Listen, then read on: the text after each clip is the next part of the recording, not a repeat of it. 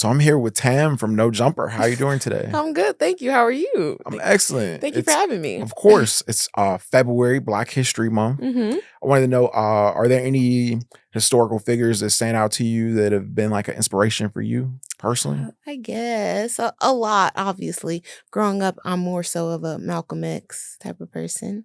Yeah. Also, I think he has an anniversary or something this month as well. Of course, I like Angela Davis, Assata Shakur, people like that, like strong Black female influences. Yeah, I think like Mhm.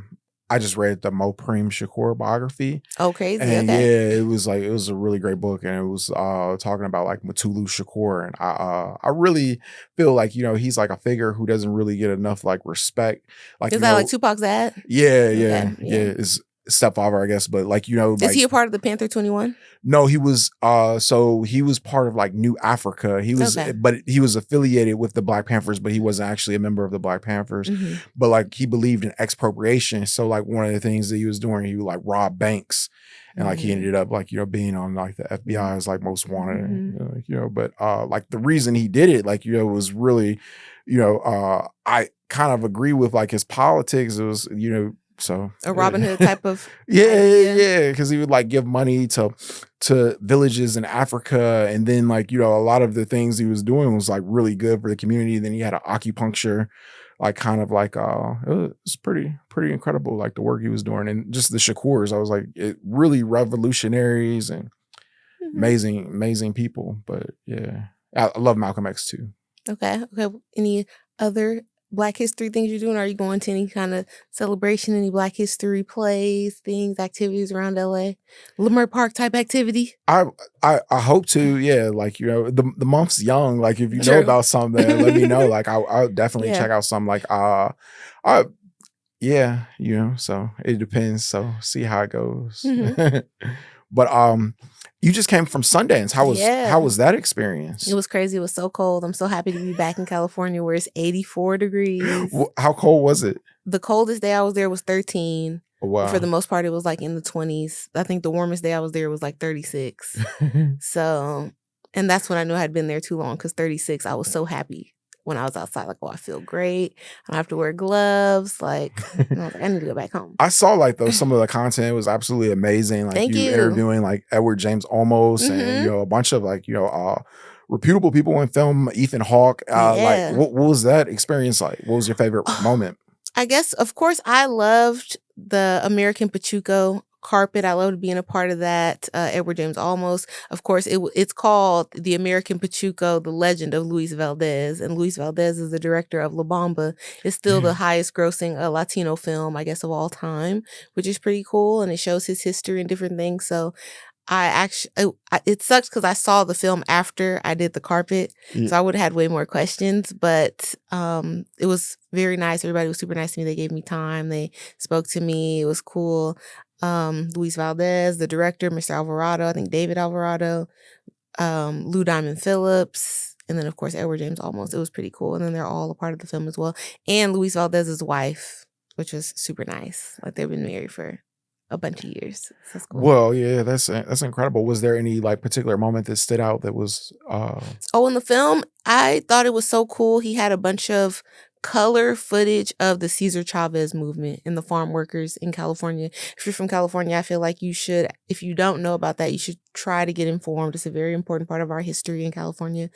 Cesar Chavez unionizing all the farm workers in Central California and basically fighting for their rights, which kind of are still iffy right now, but they have a better situation because of the work that Cesar Chavez did. And Luis Valdez was a part of that movement. He made like a theater for the farm workers to attract more people to the movement, to get more people to be willing to join the picket line. And yeah, that's a big part of what the film was about. What about like as far as like creating content? Creating content at Sundance. A bunch of content opportunities out on Main Street, which is like their idealistic American town, because I guess Park City was a mining town. Right. So they have like, if you've ever seen the show Hell on Wheels or any old Western shows, it's like that center strip that all the old towns have. And they still have that. So you could take a bunch of pictures there, do a bunch of content there. I went to Cannon House, Audible. It was the 20th anniversary of Little Miss Sunshine. So they had a bus out there and they gave out like free shirts, free sweaters, free backpacks, hot chocolate, donuts. And it's historic because that's the last time that they're doing Sundance at Park City. Yeah. So Everybody was saying that, oh, the last dance, the last dance. It didn't really hit me until I started speaking to some locals and people like OGs that had been going to Sundance forever about how big of a deal it was to them. And some people saying like they were sad about it and different things. But I guess the city and town is like cool with it because Park City has become a wealthy area now. It's super gentrified. right. And Salt Lake as well. Like everybody was complaining about the housing prices, and everywhere I went was super expensive to eat, even though the food was like Mid, yeah. not Like, good at all. yeah, like I lived in Salt Lake for like a year. And that was the only time I went to the Sundance Film Festival. It was like in 2017. It was a really fun time. Like though, like I really enjoyed Utah, like overall. Like I felt like the people, but like I guess like one of the complaints would be is like if you want to do like anything probably besides like like black people, it's not not a whole lot of culture, not like a lot of great food. The food wasn't the greatest, like compared to here. The best food I had the whole time is a place called Queso Birria. I feel like it's probably maybe 20 minutes away from Park City, like the main area. And then the place on Main Street where I went was the best Thai on Main. And it really is the best food you can have over there. And that's pretty much it. Nice. Yeah, everything else so crazy. What would be your advice? But the people of Utah, were great. Everybody was so nice everywhere. It's so nice. I always tell this story, like the reason I moved there, because like I went there and like, you know, basically my wife at the time, and she was like, she threw out all like these papers. I had like these acting papers, and she just threw them out on the ground, like, you know, and they were all like over like the street, and like everyone who was on that street stopped to help pick up the papers. And like, that is a perfect example of how nice the Utah people are. And like in like LA, that would not have happened. They would have just kept walking, like, like you know, would have yelled at you for like your papers being. And I will say that I've traveled a lot, and you go places, and especially where you can't expect for there to be like a majority black people everywhere you go. Right. So you kind of already know what's up, and you get into a place, and sometimes there's like a weird vibe, or some people don't want to serve you, or they'll be slow to help you, or whatever it is. But in Utah, it's like, oh, you obviously stand out because you're black. And it's like, you're like 1 in every 100 maybe. And then, but people don't act weird with you. Right. Like they'll help you. They'll be nice to you. They smile at you the whole thing, even though they might be freaked out. Like they never seen a black person before. But it's like immediately, as soon as they look at you like what are you doing here? Look, they're like, hey, what's going on? Right. One of the things I've had like with like red carpet experiences is sometimes you don't really have a whole lot of preparation for like who you'll see. And so like it's kind of hard to come up with like questions on the spot if you just have like a general idea of who this person is. You necessarily like, it's not like a podcast where it's like I've had hours like to research and be able to be prepared. So like, what is that experience like? That honestly is the worst part, but you kind of just got to be quick on your toes. And if at all possible, you have an extra phone that you can just Google as soon as you see them real quick to get a quick reference of like maybe the last thing that they were in that you liked. So then you have more to go with when you're walking up to them about what to ask. Otherwise, you're standing outside, you're hoping people pull up because you've been waiting. It's cold. Like you're kind of loitering a little bit. You got a camera phone, like you're on some weird shit right now, for real. But then when the people pull up, it's like you don't know who's going to open the door. Right. So yeah, you just gotta roll. I saw Ryan Coogler. Yeah, I saw Ryan Coogler.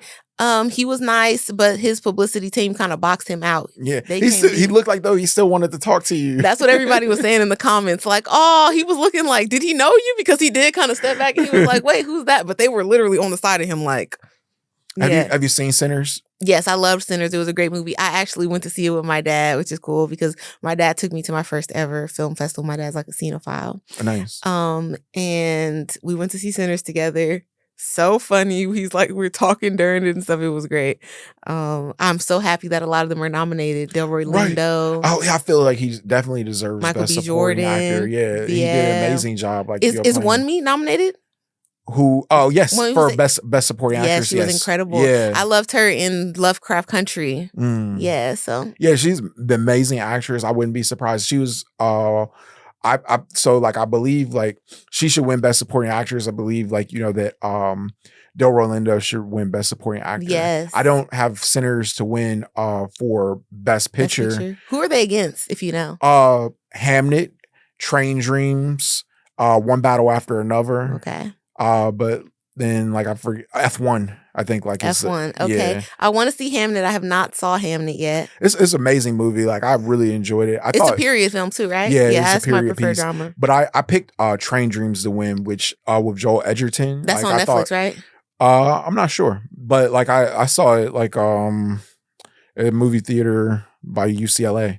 Like it was really good though. Train Dreams has a lot of great reviews. Everybody's talking about it. It's like I felt like, to me, like I love Sinners, and I think like it's an amazing movie. Like, and I thought Hamnet as well was like a really amazing movie. But what I thought about like Train Dreams, like to me, I felt like the story like more universally connected with it, and it's more meaningful for that movie to kind of like affect me the way that it did. Like, Sinners though, like it was powerful. Probably like one of the best films. Like I love Ryan Coogler films like Fruitvale Station.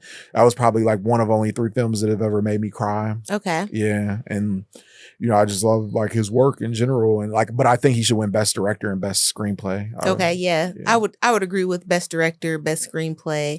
But I wouldn't be surprised if they won Best Picture. If they win Best Picture, incredible, because that out of the ones you named, I've only seen One Battle After Another, Sinners. What did you think of One Battle After Another? I liked One Battle After Another. I feel like it's getting a bad rap with Tiana Taylor and her win. I feel like people just want to hate. So did you saw it? Yeah. Okay, great. Like I enjoyed it. I think like that Tiana Taylor obviously did an amazing job, and then Chase Infinity did a great job too. But like also, like I feel like Paul Thomas Anderson has this history of kind of like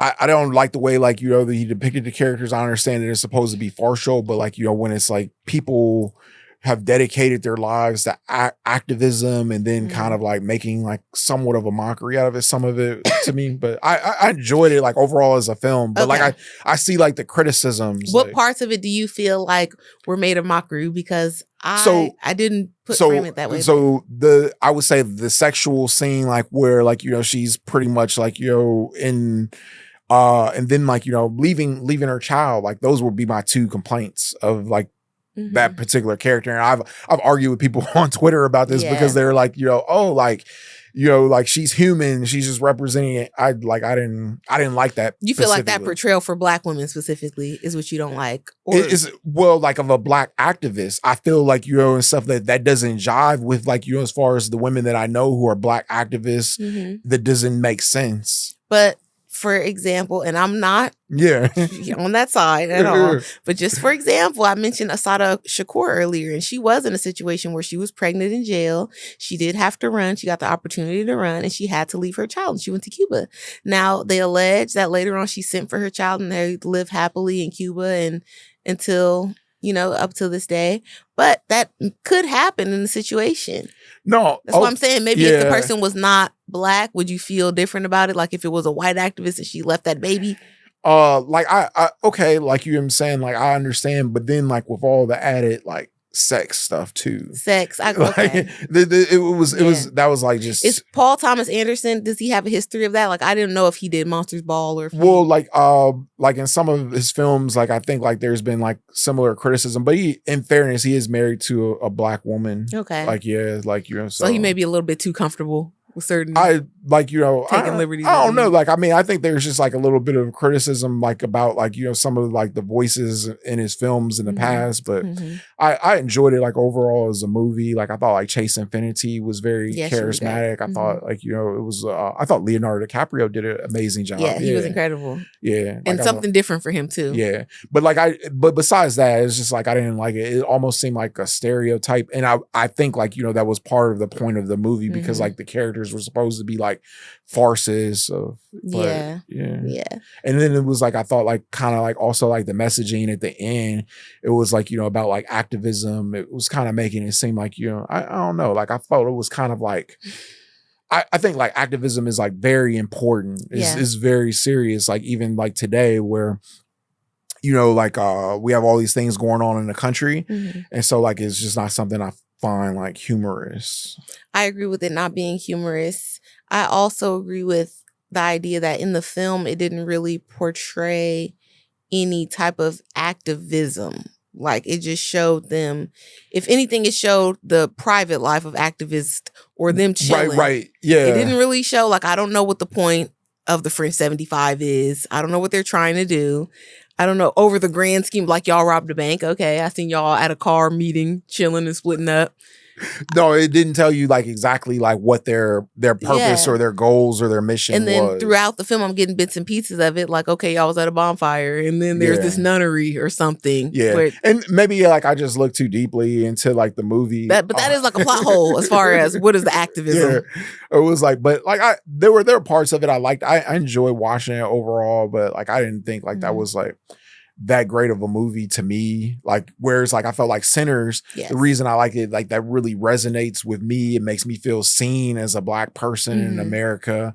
I think like, you know, that a lot of that history is like really important, and a lot of like foundational Black Americans can relate to that story because they have relatives from like Mississippi. So it was like, I felt like that was like, you know, really great representation. And I didn't see that like with One Battle After Another, but a movie doesn't have to have that, like, you know, but yeah. No, I agree. I think overall, if we're going to go for story, that Sinners is a better all-encompassing story, like beginning, middle, end type of thing, not to judge themes against each other, right? Because some people might say, oh, it's less serious because it's about a vampire movie, essentially. And then One Battle After Another is about activism on the surface. But Sinners, like I've noticed, like, you know, it's gotten a lot of criticism in the Black community because like some people feel like, oh, like it's demonic, you know, like Christian, you know, of course. That's what me and my dad are in there laughing about when we're in the theater, because, you know, the opening scene with it being church, and they're all judging him, and then you know how it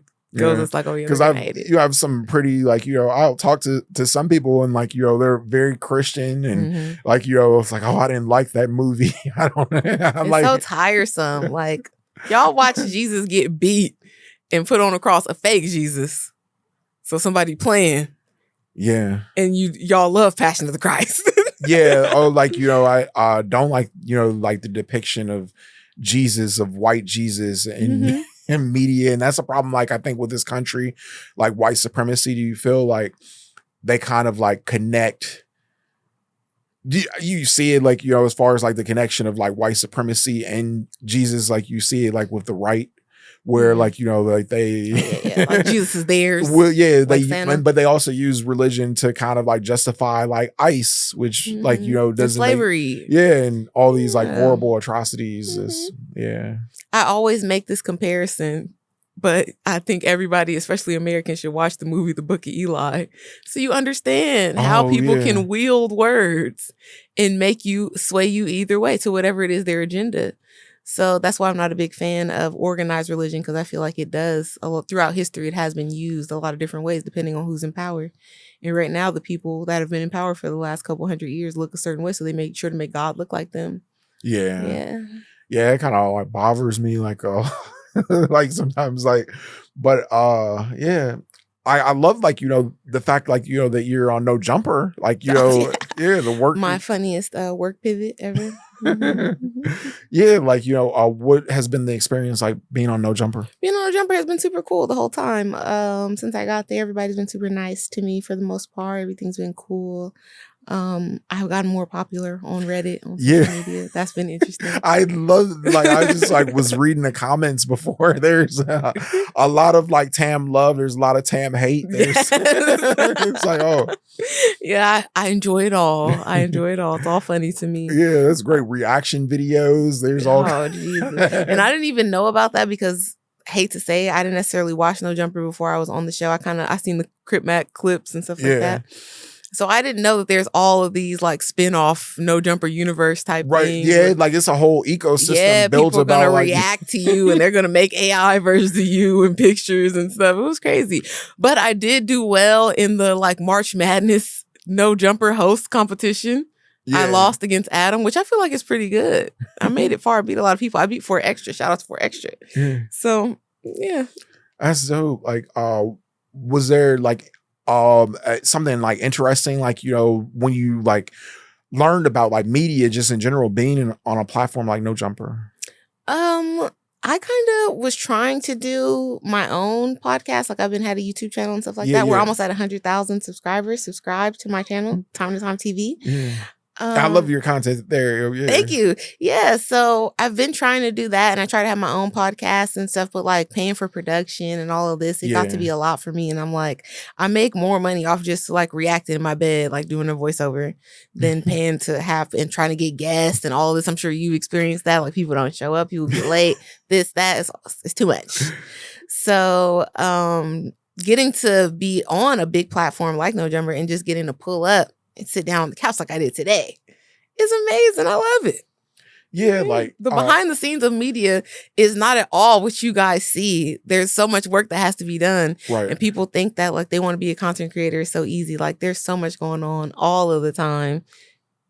No, it's not easy at all. Yeah, like I really like the work you do like for Time to Time TV, and like I feel like it's very positive. Like, you know, like I feel like there's not a lot of media spaces where like they're not just trying to tear people down. Yes. I feel like, you know, there's kind of like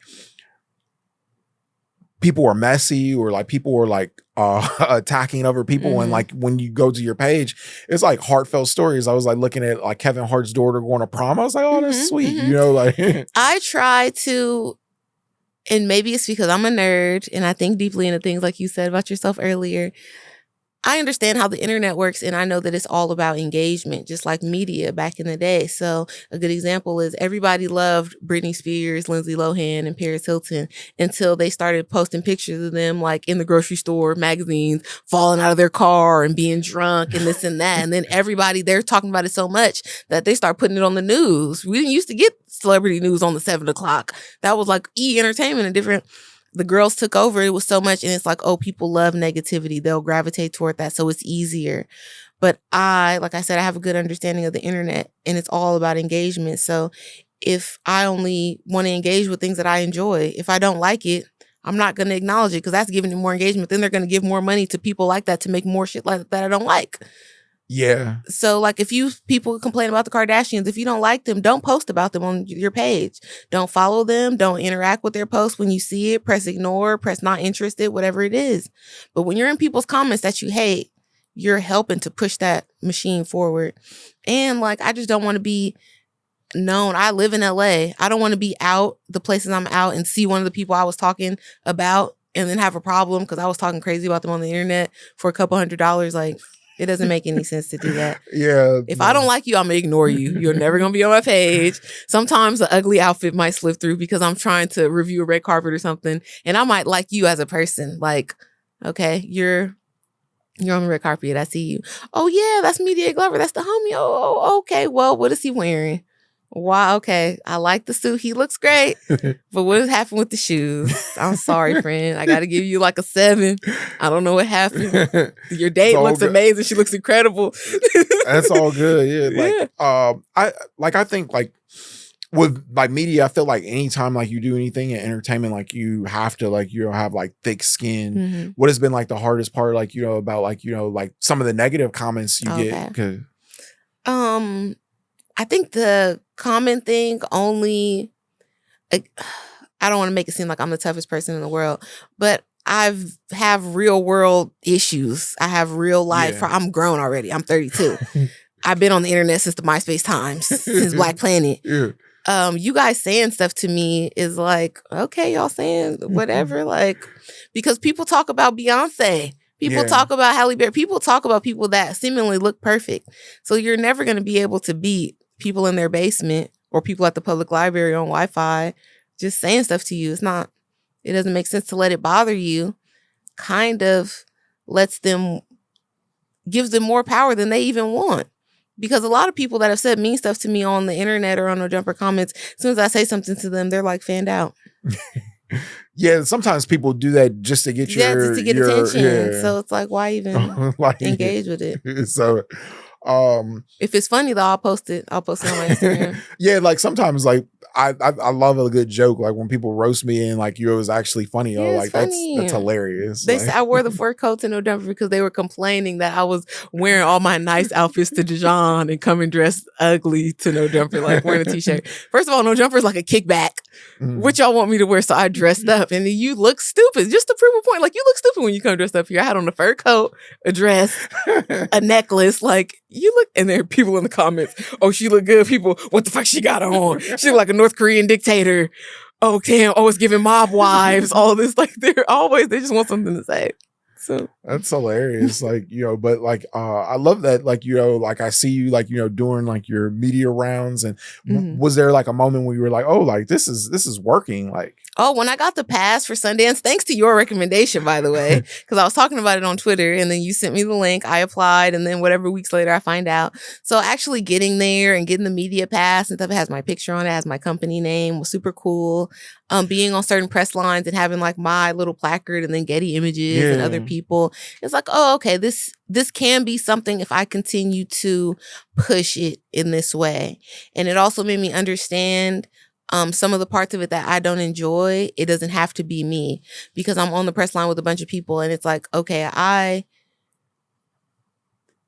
not to minimize what I have tried to build so far, what I've done so far. So I have amassed enough audience online that this agency, this institution, Sundance, allowed me to come to their event for free. I don't have to pay anything. There are thousands of people here paying to be here. I don't have to pay. I get to see films. They're crediting my opinion enough to give me the opportunity to be in certain spaces. Okay, cool. But when I get there and I started my platform, I post all the videos, I edit all of them, I make the captions, blah, blah, blah, I respond to the comments, all these things. And the other people on the press line, they're regular companies, like I said, Shutterfly, Google, Getty Images, this and that, magazines. And there's an employee there. So it's like, okay, I can maybe take away some of this work from me and like hire a person that is excited about coming to these events and that wants to stand on the press line or wants the opportunity to talk to these people. Not like I don't, but just I can't be everywhere. Right. Yeah. Like scaling, because like, how soon do you plan to do that? Like, just like, I guess I have to figure out how to make more money from my content, because right now it's like I make, a couple of $1,000s a year. It's not enough I could probably pay one person, but. Have you ever thought about interns? That's, to get interns. That would be cool. I was on the press line with some college kids that worked for their like college TV channel or social media. Because like you could fill out a paper. It could be as simple as like where they could get college credit for, and like, I've done that before. And like it was a good experience. Like I had like some interns, and like it would be really a valuable experience for them to learn. And then like people who want to work in media, like also, and then like for you to help like grow your company too. Yeah. Any of you college kids out there that are going to concerts or going to little celebrity events, influencers, if you're going out places that there are celebrities and you can contribute to the celebrity news, I want to be the new TMZ, the more pleasant TMZ. It's time to time. Yeah. We're not going to tell you about people dying in a negative way. We're not going to show you no drama. Do you feel like though, like, TMZ, like sometimes like, they're a little bit like disrespectful to, like certain situations that happen. Like, you have like, like Little John, like, his son, like, was missing, unfortunately, like today or whatever. And then they'll post, and you feel like, there should be kind of like rules in media of like. My example for TMZ will always, unfortunately, be Kobe dying. Oh, yeah. You're posting certain things before people's family even have the chance to find out. Yeah. And I get that you want to be the first to post a story, and that's how you make the most money in media. Right. I get that. But at a certain point, it has to be about respect. You're already rich. You already have this giant conglomerate media company. You could still post. Or maybe, because you know everything, you're TMZ, you text the family and tell them, hey, we're about to put this story out. Give people some sort of courtesy, because at the end of the day, just because it's public information, it's still real people that you're reporting about. So you're going to post pictures of somebody's father, somebody's son, somebody's uncle dead. The least you could do is text the contact that you have, because we all know you have one. Because you would have one if you wanted a quote before you posted it. So that's the least that you could do for certain people. Yeah. I it's interesting, man. I like I regularly check TMZ because I know like they're gonna have like as far as like up to date news Mhm. sources, but then sometimes I don't like the way that they move. Like I feel like Oh, sometimes their headings, like, the things that they say are so crazy. yeah, That's also why I feel like being a little bit more, because also I have had experiences where you can't just with the kids, oh no, Jumper Chat has called me glaze. You can't just talk positive, positive, positive about right, a person right, all the time. Because when they do something wrong, if you don't hold them accountable or at least say something about it, then you're a biased media. Because now it's not just I'm covering the people I like; it's I'm changing the narrative about the person too. And I never want to be in the propaganda business right. on somebody's behalf, but you like the way that you present people also could be damaging. And I don't know if TMZ always cares about that. It's like the funniest headline or the most SEO friendly headline. Like a person I see like that people glaze all the time like is Mhm. like Kanye West, and like I Mhm. bring him up because basically like he just did this tour like in Mexico City Oh yeah, where the like it concert I was like saw. 40,000 people, and like I love his music, but like I could say like like I love his music, but some of the things that he's done like Mhm. and said like are horrible as far as like to black people. But I was looking at like a Torre video, and he was talking about like how he can't tour here in the US Mm. because of like his anti-Semitic comments. So like Mhm. AEG and Live Live Nation Nation. basically like like said like that they're not going Yeah, to. and they own all the Yeah, stadiums and all yeah, the like yeah. and but like I say that like do you feel like like with a person like that like who's like polarized, is it, do you feel that's right? Like, what I mean, for like AEG and Live Nation to have that stance, or like, because like, he recently came like with an apology. So I like saw that. like how like I mean like, and it seemed like it was sincere for the most part. And then you brought up like something that I made a point about before, like which is like he was suffering from traumatic brain injury because of like the auto accident. Mm. So like like how much time should pass before he's allowed to tour in the US, or like if like they decide to like never allow him tour, like how long should people like suffer for their mistakes or like their wrongdoing, you know what I I mean? feel like it sets a certain precedent in our country and countries like France and different places that were impacted differently by the Second World War.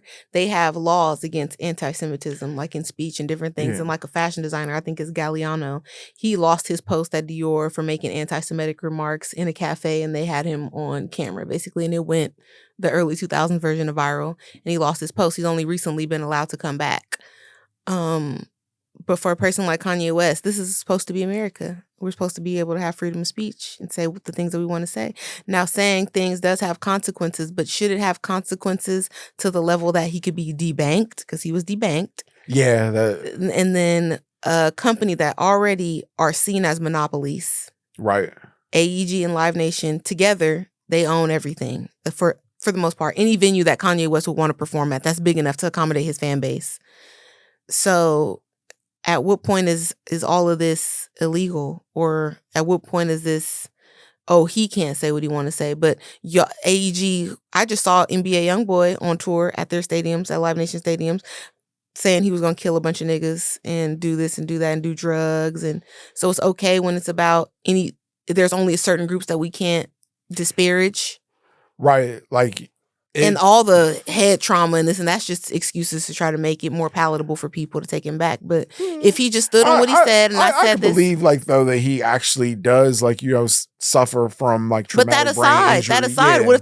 what if that was my opinion at the time? I Yeah. read a certain book, I got radicalized, I saw a couple movies, I was hanging out with certain people. It started Yeah. making me feel a certain way. Yeah. No, like I like I love like his music because I'm from Chicago. So like Mm, when College Dropout like dropped, that was like a major like pivotal point in my life and late registration. I felt yeah. like he was really a voice of a Mhm. generation. Then when he went on TV and said like George W. Bush didn't Doesn't care care about about black black people, people. yeah, like, and I really felt like at the particular time like he He was the only did. person willing to be honest. Yeah, yeah. And Mhm. like then like he transformed into something totally different. Like, like started hanging out with like all these like hateful, bigoted people like Candace Mhm. Owens and And Milo. yeah, like just like really Mhm. and What do you think? His right wing pivot, and that's what. What do you think? Speaking about right wing pivots, what do you think about Nicki Minaj's right wing pivot? That's why I'm saying, like, you guys are punishing him to this level for saying things that the people in charge and the current, they all agree with it. For the most part, they may not come out and say it, but Trump during his first term took Holocaust Remembrance Day off the White House website. And Jared Kushner's parents are Holocaust survivors. Yeah. So the people that run the things, they feel this way. Maybe they won't get out on TV and say it. But some of them on YouTube and their right-wing podcasts that they sponsor, that they patronize, have said certain things. And they're not punished in that way. Candace Owens ran a whole campaign about the French Prime Minister's wife being a man.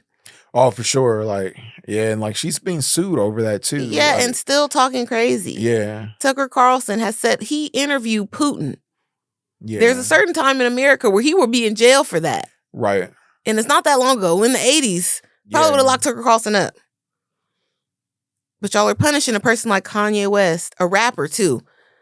He's not nobody's professor. He's not Dr. Cornel West. Right. Yeah. Would y'all put Paris Hilton in the same situation if she got caught saying nigga? I'm just saying. Yeah. Yeah, like, I guess it would depend on how she said it. You know. But again, it shouldn't like matter. She was radicalized. She was hanging out with a lot of rappers. The context, you know, like I think like that matters. And yeah. Yeah, Kanye West went on a rant on Twitter and was calling himself Yandolf Hitler. Yeah, that was he took it far. I'm not gonna say I'm never gonna say he took it far. He did, like, you know, but like I really like have a belief in, like, you know, his ability to make like great music. And like I think like, you know, he is like one of the greatest artists, but like I think like I feel like, you know, sympathetic and it's like somebody like, you know, that has millions of dollars, as sympathetic as you can feel for something. Right.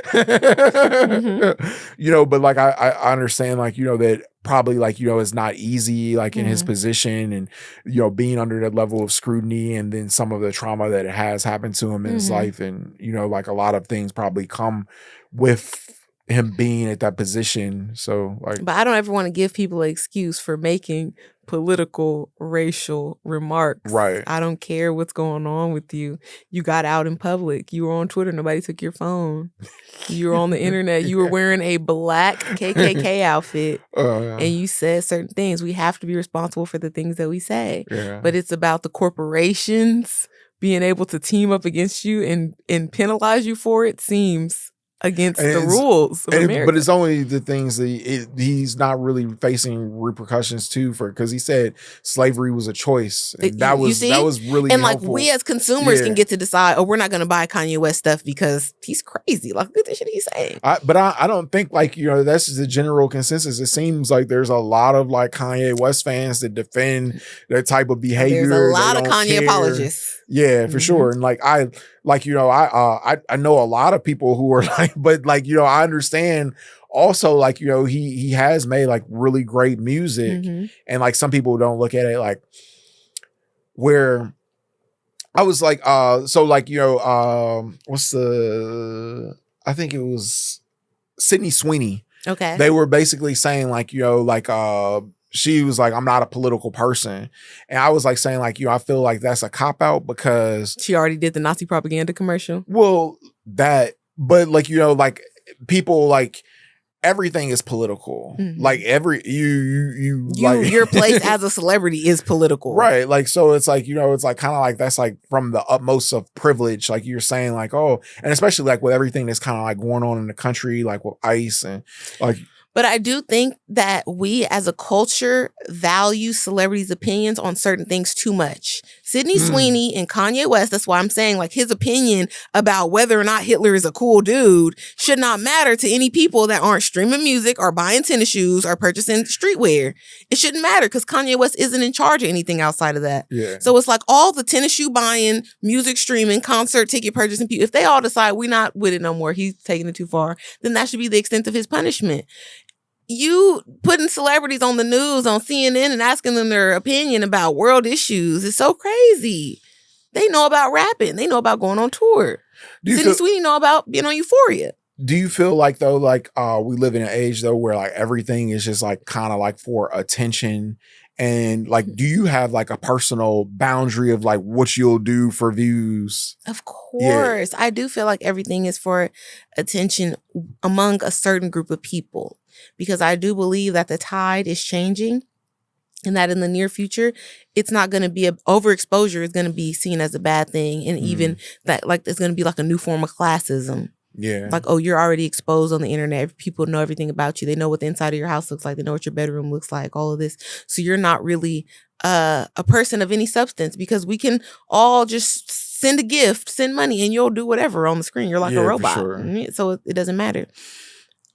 I have personal limits as far as a lot of things. I feel like there's a limit of things I'm willing to do on the internet. Yeah. Talk, give my opinion. And even some of that is limited because I've learned how that can be used against you on the internet, for better or for worse. So there's things I'm willing to talk about on the internet. I'm sitting down on couches, on fake sets, stoops, whatever, garden y'all got. If I come to the podcast, whatever the theme is. And that's pretty much it. Like, we're not going to be dead. We're not going to twerk. We're not going to get naked. We're not going to, there's so much stuff we're not going to do. Yeah.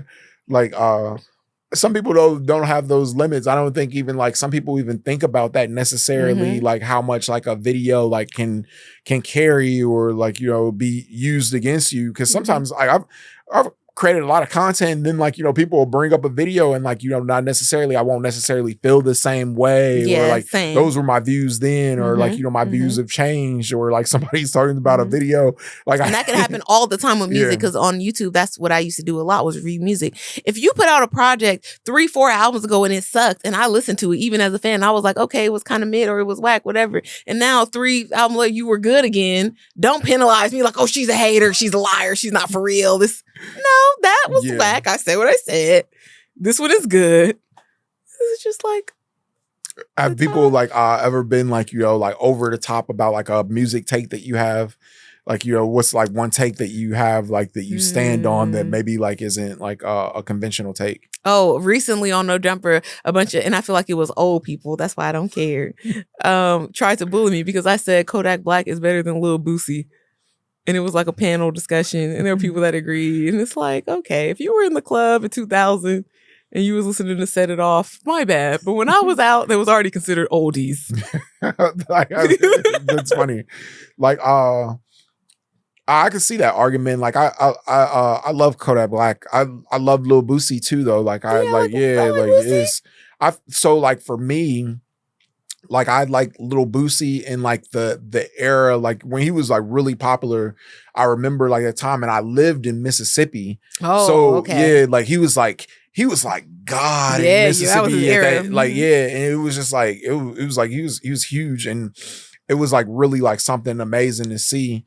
But like I also like Kodak Black. I lived in Florida for a period, so like I was like I remember like listening like a lot to Kodak Black. But I feel like the musical styles are very similar. Like you know, you like with something you could really compare. Yeah, you know. But I think so. I guess it just comes down to preference and you know, and age. Yeah, age obviously. Yeah, age is a factor. You feel like you know there's ageism in hip hop?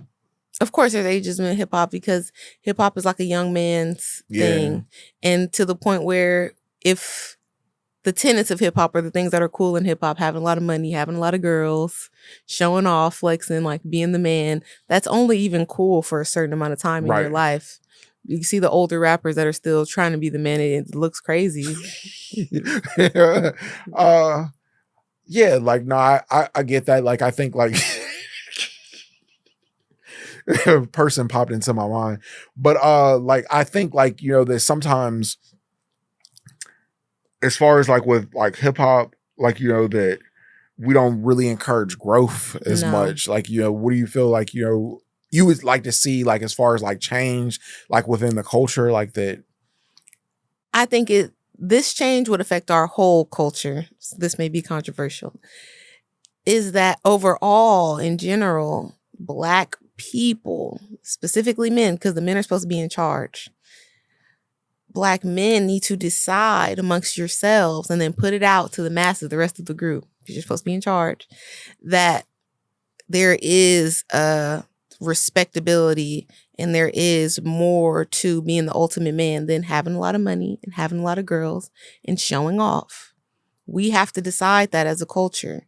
and the men lead the pack. They're supposed to, so it has to come from the men down. But And you got to teach the young men that having a wife is okay and having kids is okay. And these are the things that you're supposed to aspire to, having a strong group, a strong unit. And you are not a man unless you are in service to your group. I feel like collectively we haven't come to that agreement, but I feel like Jay-Z has definitely set that example. Like I feel if you listen to like his recent albums and like you follow his moves, like he's set that example and said, the whole thing about like money phones is like, we don't call that money over here. That was a line. Sure. He has a lot of financial literacy bars, the kids say. But more so, Jay-Z has been a person that I guess has been allowed to grow up in the space of hip hop because of who he chose to marry. I can't say that if Jay-Z married somebody that wasn't famous, this same trajectory would have happened. Because Beyonce caught a forced family man Jay-Z. I don't think we would have got. That was a good thing. Like, being a family man, still didn't keep him off like, the Weinstein list. Have you? I seen that. That was Money in the Thing Jay-Z, though. That's not Beyonce's Jay-Z. Well, yeah, but like even still, like, do you feel like, that because like some of those are like 911 phone calls, like anybody could have made those calls. Okay. And there's no like necessarily like credibility into it. But like he did know like Harvey Weinstein, like the year I went to Sundance. That was the only time I went to Sundance, Harvey Weinstein was there. And I remember like Malia Obama too was there, and she was an intern for Harvey Weinstein. Yeah, she worked for Harvey Weinstein. Yeah. That's why I don't pay attention to the like bipartisan nature of the politics, because they were all cool with each other. Like the Clintons used to be at Trump's wedding. For sure. Epstein know all of them. Weinstein, been freaky, everybody knew. He was friends with Oprah. Trump was friends with Oprah. All rappers, the 90s rappers have songs about Trump. Yeah. Do you feel like that's kind of like a distraction, or? I get less of a distraction and more just business getting out that maybe people in prior times wouldn't be privy to because of the nature of the internet. Before, when papers and stuff like this would get leaked, like in the Nixon times with Watergate and stuff, it was more so like you got to wait for a journalist to get all the papers and then he's going to cover it. He's going to ask the questions, where now the internet is just a free for all. So everybody gets it. What was the original vision behind Time to Time TV? Oh, original vision behind Time to Time TV. I want to be a director. Like, I want to make movies. Oh. So I decided that I would start as a music video director because it's easier. Like, in my mind, it was easier. So I was trying to do that. And then I wanted to have like a show where I would go and like interview people and talk about fashion and stuff like that. So obviously a YouTube channel is the only place you can post that. So I started to do that. And then I went to a music festival and this guy was recording on like the longest selfie stick I've ever seen. It was like went all the way in the air, and he showed me, and it was like a GoPro. Yeah. He was just live streaming the festival. And I was like, oh, okay, I go to concerts all the time. I can post my concert footage and people like it. Yeah. Nice. Yeah. But yeah, I'm still trying to get back to like making. Are there any like upcoming shows like you're looking forward to checking out? I'm excited about going to.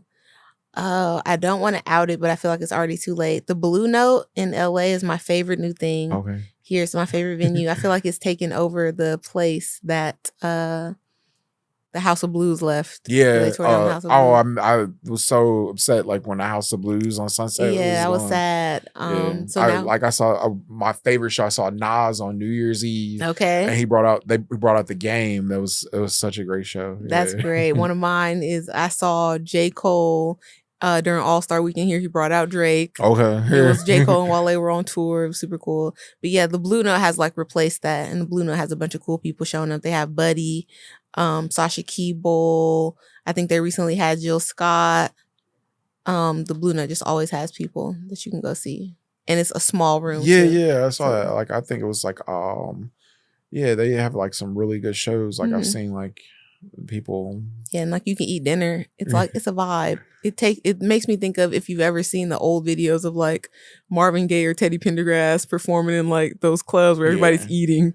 I really like I like Venice West. It's like it's cool. It's like they do a lot of like different hip hop shows. I saw Talib Kweli there. Okay, cool. Like KRS, like I didn't go see him perform last year, but I saw like a lecture he did. Okay. And I was like, it was so informative. Like I really learned a lot, like just about like the history of like hip hop. Nice. Yeah, it was great. Yeah. I like Venice West though. like in music, like have you watched the Grammys? Did you watch Yes, I it? Like, did did. you have any thoughts about like just any? I guess everybody I wanted to win won. I'm very happy that Leon Thomas won 2 Grammys, Best Yeah, R&B that's Album, awesome. Best Performance. I'm happy that Kehlani won for Folded. I feel like Okay, that was a yeah, super popular yeah, it was song. amazing. Yeah, Olivia Dean, Best New Artist, because she makes like very upbeat, happy music. And yeah, that's all I like. Justin Bieber, Yukon Performance. That was my most listened to song of 2025. is there anybody like who would be like on your list of people like to interview that you have? Oh, I really want to interview Don Toliver. I love Don Toliver's music. I don't know if he's ever really talked about his personal life or if he's not interested. Like, of course, Right. I would stay away from it. But I like his wife's music as well, Kali Uchis, and they have a baby. Oh So I would yeah, like to yeah. ask him like how family life and all that has maybe changed his music or changed his approach to making music. Because like as a family person, do you still stay in the studio all night? Like, well, like what what the vibes are. I would love to talk to what is his name? Ibrahim Toure. He's the new leader of I think it's Burkina Faso. I want to look it up. I don't want to be wrong because Oh yeah. I think Ibrahim that's Traore. Yeah. Yes, I really want to interview him because I think that's so cool. I know that the former leader of Burkina Faso, I think, is Thomas Sankara, the upright man, and our government helped in his assassination. Yeah. So I would love to talk about Ibrahim Traore because the internet and the youth, they love him, they support him, and that's not really something in my lifetime that I've seen of an African leader. I think probably the last time that we had something like this, as far as the story getting to America, would be like a Nelson Mandela type of character. But it seems like the youth is behind him, as people are really behind him. Yeah, like yeah, I'm against colonialism. That sounds like Yes. So that sounds like a great interview. Like what are like your goals in the future? Like just like with No Jumper and like just in media. Like where do you In hope media, trying to make enough money to afford a house in LA because I don't want to have an apartment when I'm an old lady. Yeah. So that's a big goal. Just trying to figure that out, how to make enough money. What do I have to do? What do I have to be in? Do I have to try to be an actor? Do I have to be in a commercial? Like, just I guess being open to everything in a creative path because I guess I originally went to fashion school and I wanted to like Right. have a boutique and or be a buyer for a big store like Nordstrom or something like that. And I graduated in a bad time, basically, financial crisis. Right. So then I just pivoted to other things like banking. And I started getting a lot of desk jobs. So now being older and having like a little bit of things figured out, it's like, oh, I could try to do creative things like have a YouTube channel, have a podcast, do this and that. So now it's like trying to figure out, is this going to be the thing that I do now? Or do I just go back into the cubicle and grind it out? Definitely. Do you think about like going back into fashion, like or incorporating that? Because it seems like there's a lot of opportunity of incorporating that. And Oh yeah, so I love to talk to people about fashion. I review fashion all the time. So if I could be like a red carpet correspondent, like a Juliana Rancic type of lady who just is on the red carpet, talk to everybody about their outfits, this and that as a job, I would love that. I would love to go to Fashion Week, interview the designers, talk to the team about the process, make little fashion documentaries, whatever it is, like with media and fashion. I'd be down for it. I want to go to Fashion Week really bad. Definitely, yeah. Like, I bet it'll happen. Like, I feel like you're super like talented and smart, and like I really appreciate like your takes. I think like you have like some really introspective like takes. Oh, thank you. Yeah. I'm a nerd. I watch a lot of like nerdy shows. What's the nerdiest like thing that you've watched or read or like? Ooh, there's a lot of stuff. But I guess the most widely known would be Dune. Okay. Like I love the Dune saga. I read all the books. Nice. So I was excited for them making part 3 now that's gonna come out. They're keeping all the same cast. Timothy Chalamet, Zendaya. I hope that if they follow the books, then they're gonna have to bring back Jason Momoa as the Guardian. Then we have all the Game of Thrones things, like even Dune Prophecy on HBO. I watched that. All the Game of Thrones, anything, because I also read the books. George R.R. Martin. Yeah, I read all the Game of Thrones too. George R.R. Martin. It was Are you great. watching The Night of Seven Kingdoms? I've never watched any of the Game of Thrones. like I want my dad like put it on like briefly and like but I never got into it, but I read all the books. Okay. The books were great. Like Mhm. I like and it seems like the show kept to like, at least Yeah, for the most part. yeah. Yeah, but the newest one is A Knight of Seven Kingdoms. It's the Yeah. Duncan Egg Mm. saga.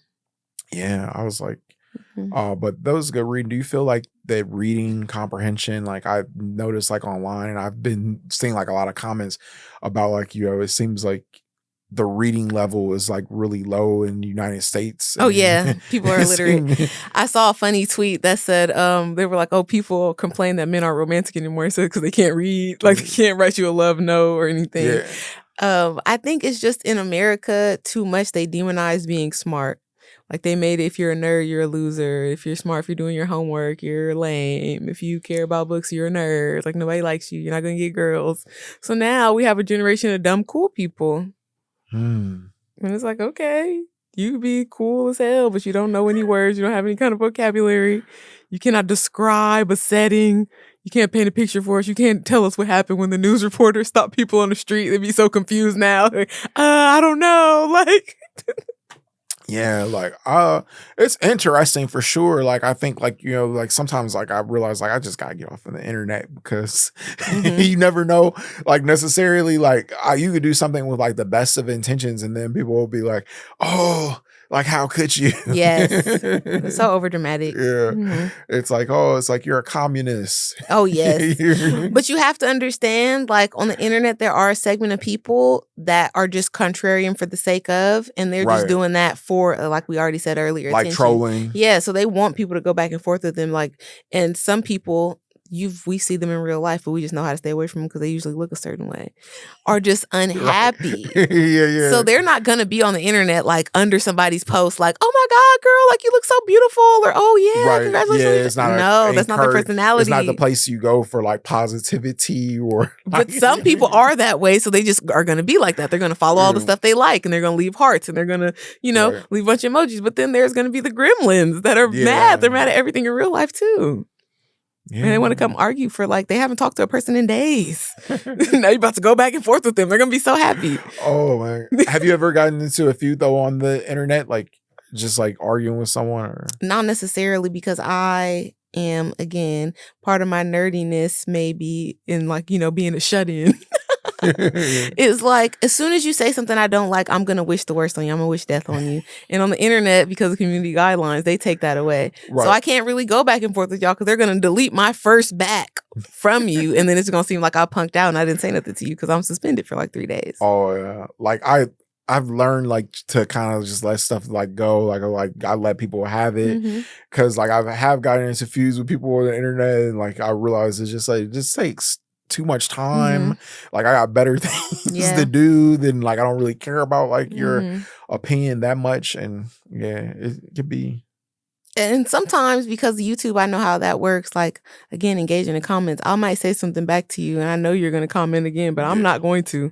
Well, like sometimes I feel like there's comments where like if I could elaborate and you can Yes. understand like where I'm coming from in like a respectful way. I enjoy those conversations. Mhm. Whereas like even if you don't agree with me, it's like Yeah. you see like why like I feel like the way I do about that. Like you don't necessarily have to agree because like I feel like there are sometimes like where it's like people who like are just looking for people to agree with them and not to like push back. Yeah, no, in like actual exchange of Yeah. ideas. Yeah. How is it like being like a sober person? Like I'm assuming, you know what I mean, and stuff on a platform like this kind of like notorious known Oh, for the for being opposite. faded? Sometimes you can see it on my face, and I think it's funny, like when they zoom in on me, or they'll comment like, "Oh, they pissing Tam off today," or whatever it is. I just think it's funny. I don't feel like being on camera is the place to be faded. I'm a lady. Like I don't want any videos of me like sweating or bad enough. I barely want to do my hair like to show up. So I'm not also going to be like high or drunk. You'll have to catch me in traffic. That's funny. Like, yeah, like I think no, it makes good sense. I feel like, that it's really important, like for especially like for young people, like not to like do unless like sometimes like I seen that work out for people, but like I feel like that it could close more doors for you than it can necessarily open. Like it seems like there's some people like they can do that or have that image and then like, Mhm. like able to like have a career where they could be faded and that's just them. Like, Yeah, yeah. No, some people are granted the gift of like a cult of personality. right. So you can be yourself a little bit. And I don't agree with like trying to hide who you are. Like I'm not a person that's going to be faded in front of you in real life. Like I might smoke a little bit, but I'm not going to be acting crazy. So I'm not going to do it with them. And like, yeah, I feel like in California now, weed is pretty regular. It's Right, only right, not right. regular in other places. That's how I know I'm really a Californian. Yeah, for sure. Mhm. Like, yeah. I'm hoping like one day, like, that it'll be legal on a federal level. Like I it feel like is it's like coming everywhere. with our next administration. Because even in a place like Utah, they have weed. Oh, you mean Donald Trump's third presidency? Oh my God. It's Yeah. like, MAGA Nation. No, it's not going to who do happen. you think like the Democrats will run as a nominee for? I guess Gavin Newsom, right? He's like the front runner. That's what people are Yeah. saying. But if it gets nasty out here, I've seen Obama say that if Trump runs again, he's gonna run again. So who knows? This may be getting a little uncivilized. I don't know, like Gavin Newsom, like a lot of people like call him out though for like corruption too, like in California. I know like you Oh, with the COVID when he was like chilling with his homies. I feel like again, this is probably a California of opinion, but rich people always gonna do what they want corrupt in private. The other parties just didn't get anything leaked. You seen Ted Cruz put all his friends on a plane and was about to go to Mexico. Oh, for sure, yeah.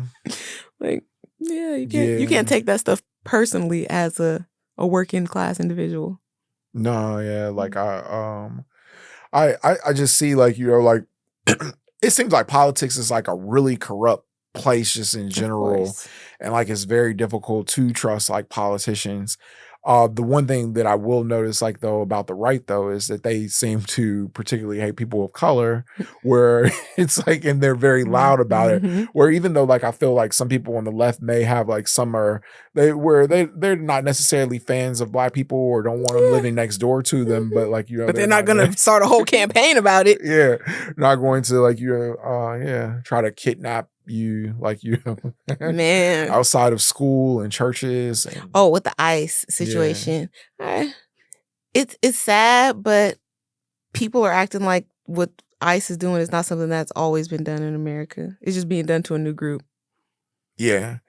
Like I mean, like I think that it's really unfortunate. Like, do you feel like that I would like to see like more black and brown unity? And like I feel like that sometimes we don't really seem like we're aligned as strong as we should be. Yeah, I don't feel like, especially with the change in demographics. And I love Latino people. They've given me shit before on No Jumper. I grew up in East LA. Like I have a lot of Latino people even in my family because my grandma's from Calipat. But there will not be the opportunity for there to be a certain level of black and brown camaraderie or relations because of our phenotypical differences. They can blend in. Right. We cannot blend in. So we're black everywhere they go. Everywhere we go, we're going to be black. That's for sure, for sure. They can stop speaking Spanish. Yeah. And like, but like, I think like, like one of the interesting things is like, you see like there was like a seemingly a large number of Hispanic people that supported Trump. Yes. And like, it's like, I think because they fit in on that other side. Right. Yeah. They get to choose whether they want to be proud of where they come from and respect their heritage and all of that and push a certain line, or if they want to blend in with the majority and get the privilege that comes along with that. I saw like a video you did and you were talking about Nicki Minaj, and you said like, you felt like she was like hurting her legacy by like, aligning like with Trump. Like, because Nicki Minaj fan base and the type of music that she made was for like gay people of color. It's their number one demographic. So now you're aligning yourself with a group that's against everything that they are as what they, not even just what they represent, who they are as people. They can't change their color. They can't change their sexual orientation for real. If you want to be holistic about it, you could be fake religious about it now, Nicki Minaj, if you're going to align yourself with them. But some people, they're gay. There's nothing they can do about it. They didn't choose it. So this is who they are. It's things that they can't do anything about. And now you're going to demonize them for a gold citizenship card that you could have paid for because you're rich. Yeah.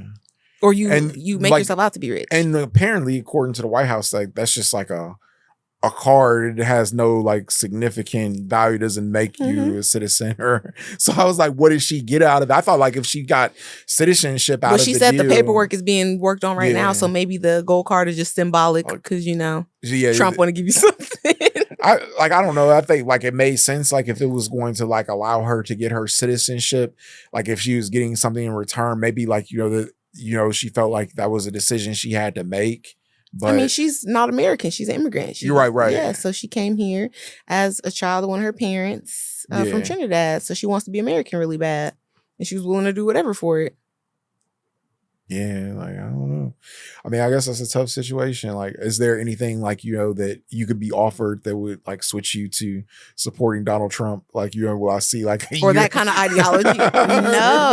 No, because it's unnecessary. You don't have to do that to get money. You don't have to do that to.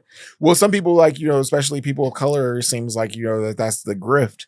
Like that's a path to like like we've seen that like with, I feel like Candace Owens, like she's made a whole career out of that, and like I feel like no one would really know her name like necessarily, and then it's like you kind of like look at the history of her grifting and like she used to be a video girl or something. They just put that out. Oh, like she was in like a Mano video. I saw, like so she's been trying to be famous for a minute, but she's been doing it. She's like I thought that was like because she's from Connecticut, and I was like, oh, it's like a Mano video after that. That's a very hilarious. I don't feel like it's necessary for you to get out of your character to make money. But if you feel some people, and I think that's where we get even the question of that, is because a lot of people don't have any standards. They don't have any personal morals, any boundaries that they would establish even as when they didn't have money. So now, of course, if you offer these people that don't stand for anything an opportunity, and you have to do this thing that they would have done for free, then it don't matter. Definitely. We'll end it like that. Tam, thank you so much for Thank joining you. me. I really appreciate you. Thank you for having me. Yeah, of course. Yeah.